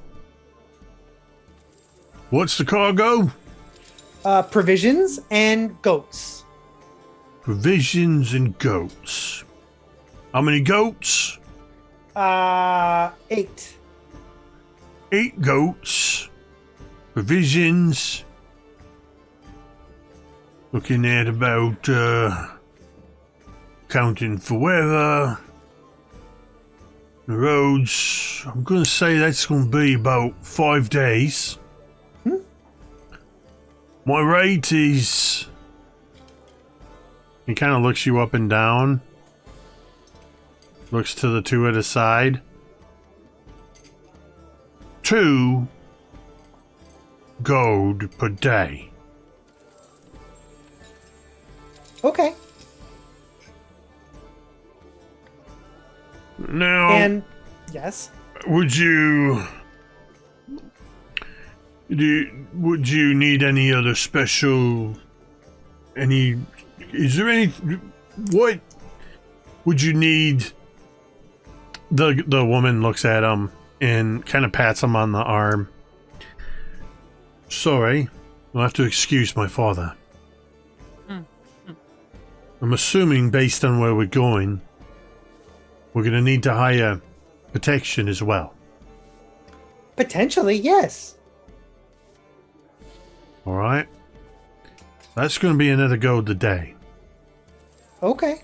And you're going to have to pay for their way back as well. Okay. That's a total of 30 gold. That gets your supplies, your goats, and your guard to the caldera and gets us all back. Okay. Oh, Doc. Oh. All right. The month. Doc is going to say, there's a note you'll have to bring, and it's going to have to remain sealed. But what was the name of the person who could read? Anyway, it doesn't matter. The person Doc is going to address it to the person that he spoke to that can read. But he's going to have the note written in Draconic. There's enough people in the library that he can convince to do it. And he's just basically in the note going to explain that he's going to write a list of everything that he's sending. And he wants the person to write exactly what was received in Draconic. So that he knows that everything that he sent made it there. And if it didn't, he needs an explanation why. But he also is going to say that the goats are not food. The goats are for, in theory, there's going to be a mix of male and female goats. It's for animal husbandry and for manure, because he sent seeds, and in the caldera, it will be easier to grow food using the goat manure as fertilizer, and he's going to explain this whole process to them. And that's it. So you would remember that the person that you spoke to was Isliz. Isliz, yes. Isliz was the young kobold that could speak and read and write Draconic and Common. The woman says, "Yeah, there'll be no problem." Okay, I'll pay you when you return, and we're gonna need at least half of that up front. I will give you 5 gold up front, enough to pay for the guards there, and then when they come back, I will return it. And what about my father, my brother, and I? You're paying us to deliver it. Yes, that's true. But until you return, I won't know that the goods got there safely. And you could. I can tell you right now, if you only give us 5 gold, they're not going anywhere. Well, what's to say that you won't abscond with them? If you return with the gold, if you return with for your gold, then I know that you'll be returning. We're asking for half because we have to get provisions for ourselves for the journey, and we have to be able to travel there. Fine. I will give you 10 gold in advance. All right, and another 5 would make it 15, which would be half of the agreed upon 30 gold. I'm going to make a persuasion check. Go ahead and make a Attaboy. Persuasion check. Let's go. Go, Doc. 17. Yes. Nice. What do you say to her that finally convinces her to agree? You know you're being somewhat unreasonable. I'm giving you a quite considerable amount of provisions, and my interests need to be protected since we've never done business before. You need to acknowledge that and take some risk yourself. All right, listen. You're right, we've never worked together before. Maybe we can prove that we're worth hiring in the future. Give me 10 gold now. We'll collect the other 20 when we return. In about a 10-day. Okay. By the way, I'm Nora Dendor. This is my father, Jolly Dendor. And my brother, Jasper. Hello. I wish you a good journey. The animals and the cart will be loaded at the stable, and you can pick it up at any time. All right, so you secure this deal. You pay 10 gold up front. And over the next couple days, it takes a few days for your goats and grain to arrive. I'll have to get you the total on that later. They're able to get everything loaded up, and you see them off in their Sword Coast Uber. Amazing. Love it. Assyria, what are you doing? You're muted. Or quiet. Quiet. If you could just constantly scream into your microphone, that Can would you be hear awesome. me now? Just say everything like this! I I whisper good now? quietly! You're perfect. You're perfect. There we go. I just need to lean forward. So Saria would have grabbed a drink from the hearth while seeing Teera head off to presumably fix her sword or try to get it fixed. She'll let some time pass, and then she will also make her way over to where Carol is at. Okay. So you come in a different day, the next day maybe. Yeah. Okay. She slept on the roof as per usual. She I doesn't like to you sleep. slept on the roof. Every night, Like to sleep Assyria indoors. goes into her room in the house of rest and clambers out the window onto the roof. She lets puts Soren way to more bed on her bed, and then she goes up there. So yeah, she'll wait for the next day and then head over to Carol's. Okay. Have you visited Carol before? No. All right, so it's probably mid-morning the next day, and you make your way into the stables and smithy, and you see a dwarf hunched over at the workbench, and he has a familiar greatsword sitting there. As you see, Teera's greatsword is laid out on the bench across some cloth, and he's got some tools, and it looks like he's sanded around the area where the caustic damage was. Hello? Oh, right. Pardon me. I didn't see you. Didn't hear you come in. Sneaky one, you're. Just kidding. Told that before. Right, name's Kier Hammerbind. I'm the smith here. What can I do for you? So, I see you are working on that sword. And she'll kind of gesture over to Teera's. Nothing gets by you, does it? No. Right. Has the owner of that sword by chance paid up already? Well, the work's not done. We agreed on 6.5 gold. And, I had planned to collect from her when and if I'm able to. Well, it's not really a question of if. I'm good. I know what I'm doing. Right. But when I'm done, that's when I was going to collect from her.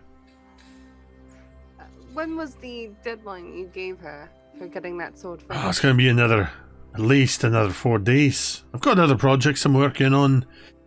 Couldn't trust the interns and the apprentices to work on this. I'm doing this one myself. What if I were to pay for the cost of the sword, as well as a bonus to maybe get it to the front of the line? That sword means something to her, and I think she feels remiss without it, and it's partially my fault that it happened. So I'd be willing to give you some extra gold for your compensation and for your work. How much extra gold are we talking here? So you agreed to 6 And a half. 6.5. So for a total 15. You want to give another 8.5 gold on top of that to move it to the front of the line. Well, I admire your work, and I appreciate, the work that you're putting into it. And I trust that you are going to take good care of the sword. So I wish to compensate you and do my part. I believe in paying people. 15 gold. Do you have 15 gold? I do. I can pay you right now if you get that to the front of the line. He kind of looks you up and down. You don't look like the kind of person that would have 15 gold on him. Good, then I'm accomplishing my mission. Now, let me get a gander at the shiny. And she'll pull out, you see, actually, she's very smart. She put her gold in a bunch of different spots. So she puts a little in her right side. She reaches down to her boots, and you see there's a little pocket where she has put some of her gold in there, and ends up pulling out 15 gold. As soon as you pull out the gold, he immediately says, Sarda, Brig, I need you working on that shield. I need you working on the breastplate. You're going to handle that pile of iron daggers. That's going to get your skill up. I'm going to be working exclusively on this great sword. I caught that. I got that. I was trying to get it by. Yeah. That's all I needed. Thank you for that, Ricky. I needed that acknowledgement for that deep cut joke. He immediately is barking orders and walks over in the midst of it and takes the gold from you, Assyria, and says, I'll have this thing done by tomorrow night. Perfect. And obviously, and she'll pull out her sword. If it's not too much trouble, and you can add it on to the 15 gold that I now owe, would you perhaps be able to work on this one? The same creature that got that one got this. He takes a look at it. This would be no rush. This would not be a rush order. He takes a look at it and, you were certainly both aggressive. That describes us quite eloquently, actually. Seeing where the damage is on the blades, it looks like you've got good form and you know where to strike. You just don't have experience enough not to attack oozes with your blades. It's going to take enchantments or magical nature to not damage these. Let me just take a look here. Sure. She'll hand over Melchior's sword. He takes a quick look at it. That's fine workmanship on this one. But not outside my expertise. Another 5 gold, make it an even 20, and I'll have both swords done. Wonderful. And she will actually hand over 23 gold. 3 gold as a tip for the amount of work that Right. he's doing. I'll check back tomorrow night. I'll have both swords ready for you. If you wouldn't mind, don't tell Teera that I did this. Just say Right. a grateful friend. Sure. That's all. That'll get you some discretion, no problem whatsoever. Sarda, send over to the hearth and have them bring me some food, lots of meat, and some of that coffee. It's going to be a late night. Right, I've got work to do. And immediately gets to work. Awesome. Mizya. What are you doing? I would have taken some time to just kind of rest in quarters after we first got back. I'm exhausted after everything that happened, especially these last couple of days. But after maybe a good night's rest, I would have head to head back to the into the library, and I'm gonna spend a couple days studying. And I would have asked before you do that. Mm-hmm. Since you are the first person that is during this period, actually going to the library, actually going to do some research. I know others are wanting to do some research, but you're the first one. So you're the one that is first greeted by Irony, who says, right, I've got one of these for each of you. I've heard about the troubles you had at the gate the other day, and we want to ensure that that doesn't happen again. This here is a badge that I had commissioned. Each of you have one that gives you and identifies you as authorities as Candlekeep investigators. And this piece of documentation here, I cannot emphasize this enough. Do not break the seal on this scroll.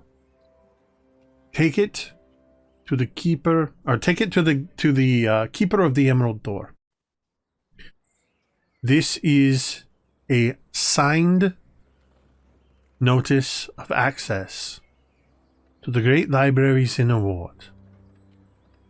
As a Candlekeep investigator, you and your friends will have indefinite access to the inner ward while you are in our employ. But the keeper of the Emerald Door is a stickler for rules, and if the seal is broken, you will forfeit access to the library. We'll be most careful with it. I do appreciate. And they hand you over assistance. The scroll that is indeed sealed with. You see that there is a marking of the Keeper of Tomes of Candlekeep with the Candlekeep sigil on it in red wax. And it's just one for me. You are just giving your own. They have the others, other ones, and they intend to go off. And over the next couple days, each of you will be handed from Irony the same badge and the same scroll of access to the inner sanctum or inner ward. Cool. So you are able to actually go into the library proper, passing through the Emerald Door. I will spend the better part of the first day just wandering and kind of taking it in, getting a feel for where everything is. I will introduce myself to some of the keepers, kind of get an understanding of what's going on. Then I will take time to study, kind of like we talked about when I was first at Silvery Moon. I don't really sleep much. I just kind of find a spot to get my 4 hours of meditation in for a couple of nights as I continue looking at these books. And then after maybe the second day or so, I ask if there's a room that I can use that has some private space. And then I am going to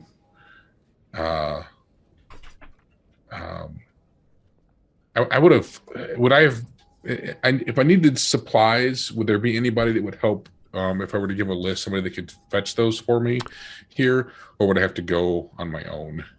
No. Once you find that once you are within the library proper, that you are given a level of respect that is probably even better than what you received when you were supervisor of attendance at Silvery Moon. And you find that there are many of these, or at least what seems like many of these round mechanical orbs with spindly legs and arms that are moving to and fro, these modrons that can be tasked with simple things like fetching a list of supplies.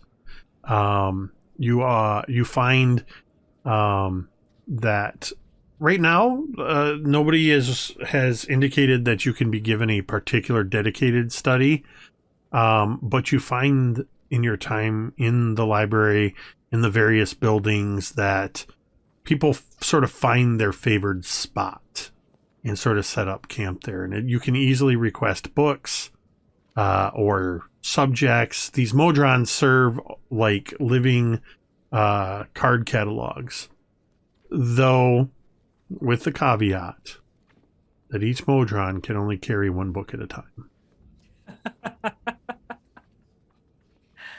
Awesome. So once I'm set up in a space, I will have these modrons fetch me various supplies, and I'm looking for some metalworking supplies.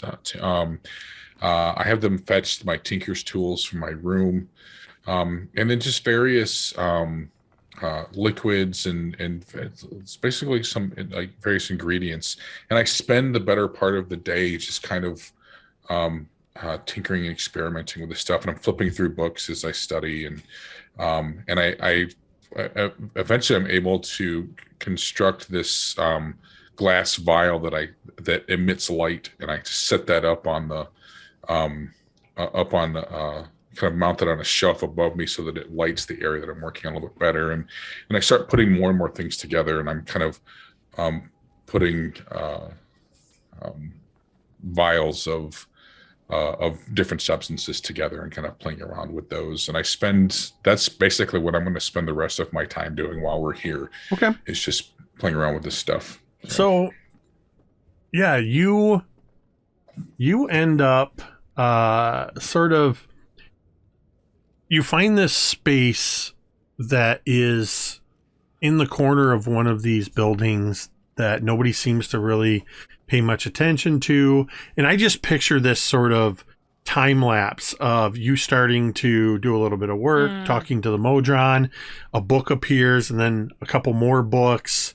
Are there people like walking fast? Yeah, there's people moving fast shot? and blurs. And Nice. and the other thing is that every so often another empty mimosa cup just appears, champagne glass appears, and another one. But also all of these different things. And as you construct this sort of glowing vial, and then you start working on a few other things, you've sort of managed to, with the help of these Modrons, move some of the furniture and a couple of shelves to create almost like a dedicated workshop space where nobody even comes into this area. And as you're working on one of these things, if you'll allow me this, I just picture this moment where Mizya's, there's some magical sparking and tinkering, and Mizya's got sort of a almost like a welding mask, but goggles, reminiscent of Vorn, and we see these reflections as they're working. And you finish another one of these things, and you hear a voice behind you say, I never would have figured you, Mizya Helviar, for a tinkerer.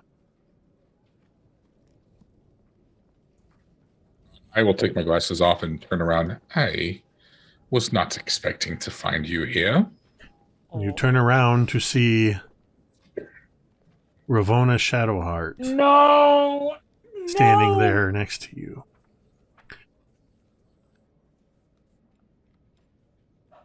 Oh, no? I thought it best that we speak in person. Good. You have been doing a decent job keeping an eye on your friends and reporting back. I've done a fantastic job. Yes, you have done a fantastic job. Is that a note of pride I hear in your voice, Mizya? Well, if you don't have pride in your work, what should you have pride in? Yes. Speaking of my work, let me show you what I've made. And I pull out, it's a copper coin, and I just kind of flick it in my wrinkly thumb. I catch it, and I tap on it, and it starts to vibrate a little bit, and you just hear my voice says, the coin makes the sound. It's kind of very metallic, but do you have any mimosas?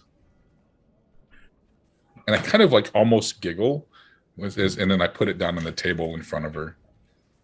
I've been learning about artificing and alchemy. Very interesting. I remember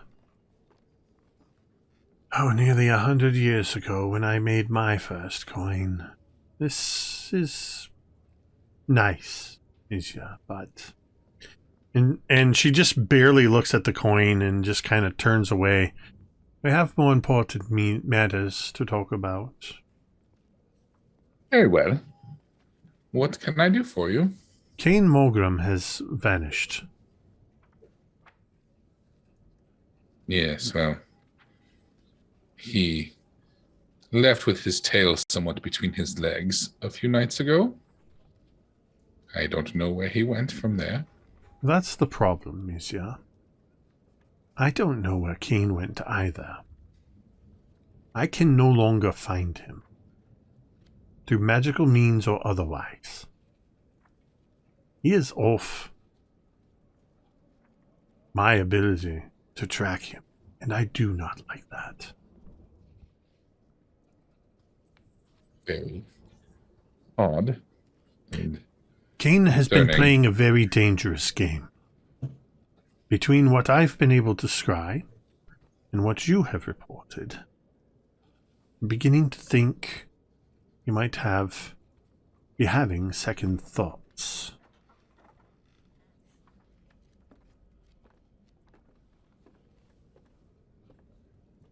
This is not good.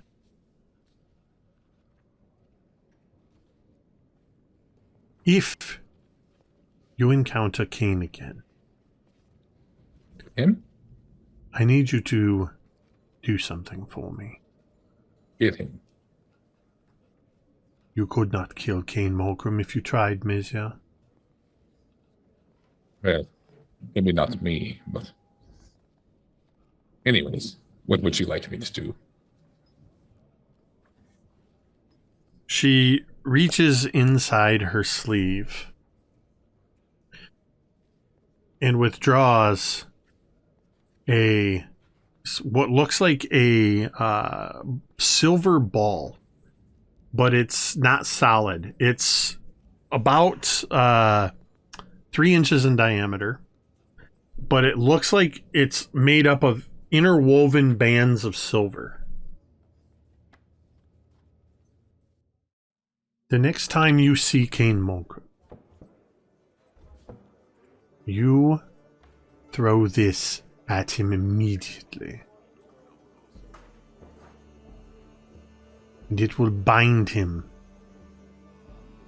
in the silver bands, and he will not be able to escape. Oh my. And I reach out and I will Immediately take... contact me when you have done so.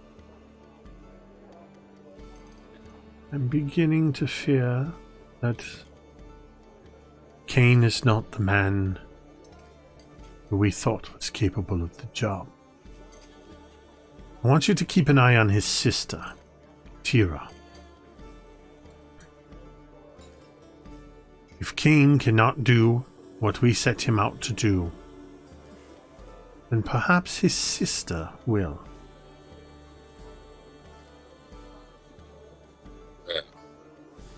I'll tell you one thing. If I bind her brother with these with her present, it will be most difficult to convince her to assist us. If you do as I said, Mizya, and you bind Cain, and you summon me immediately, I will be there to convince her.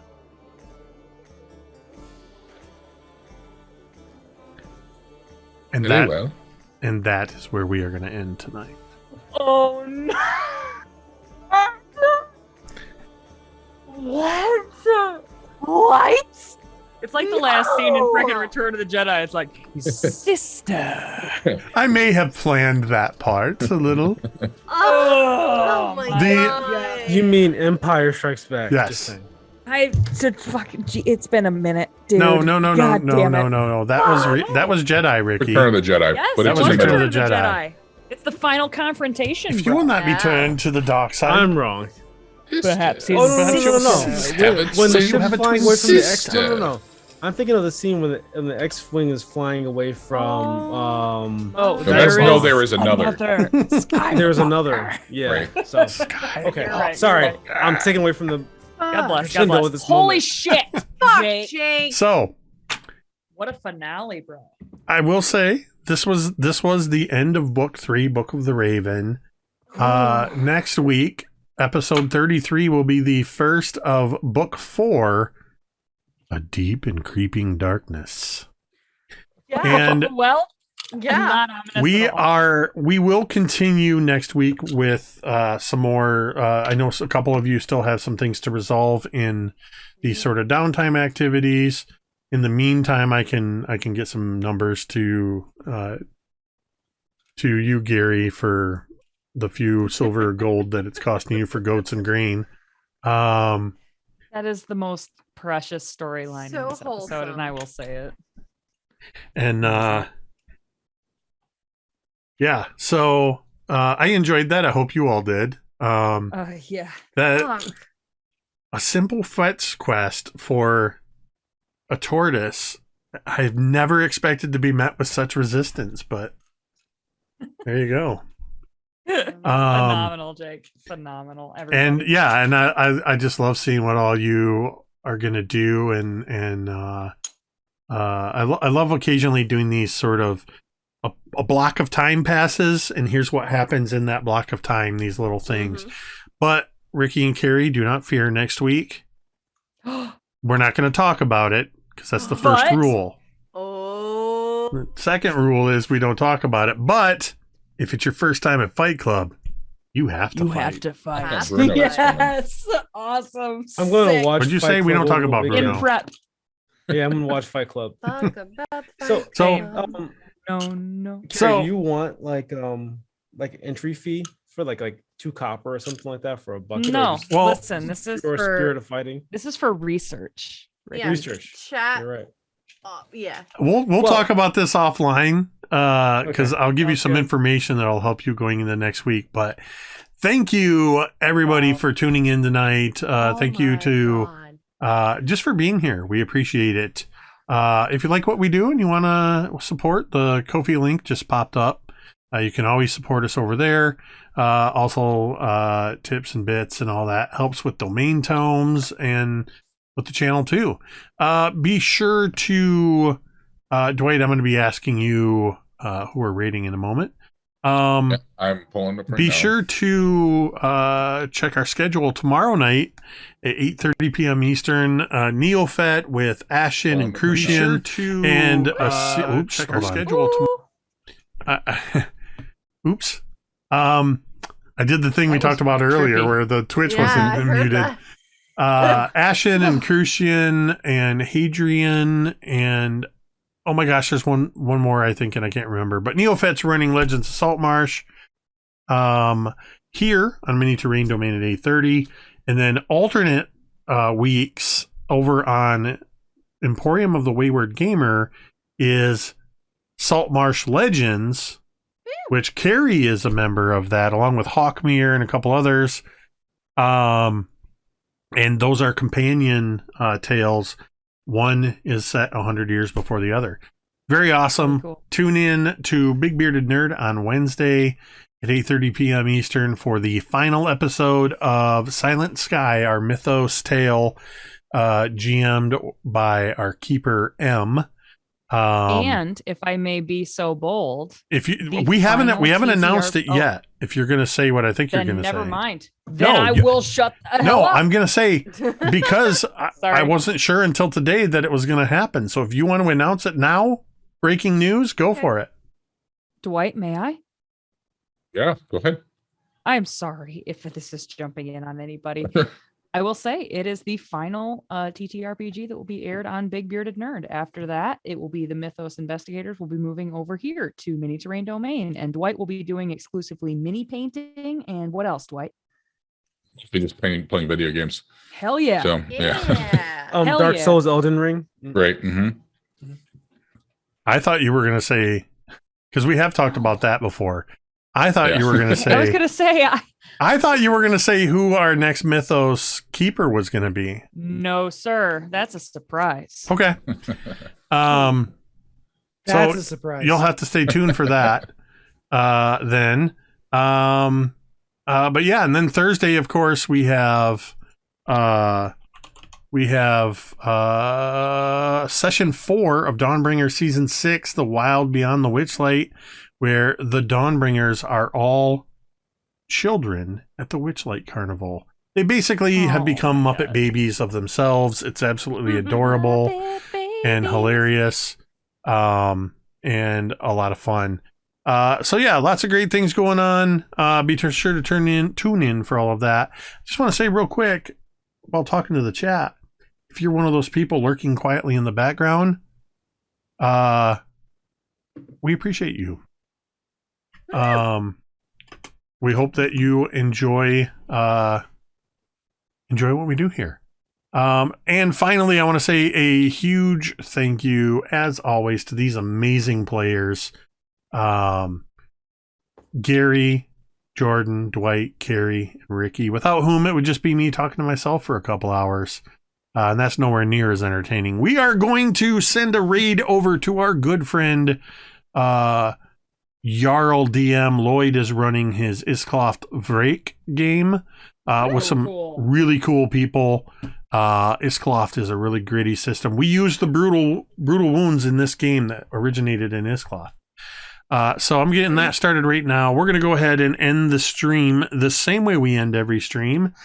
And you can say it with me if you want.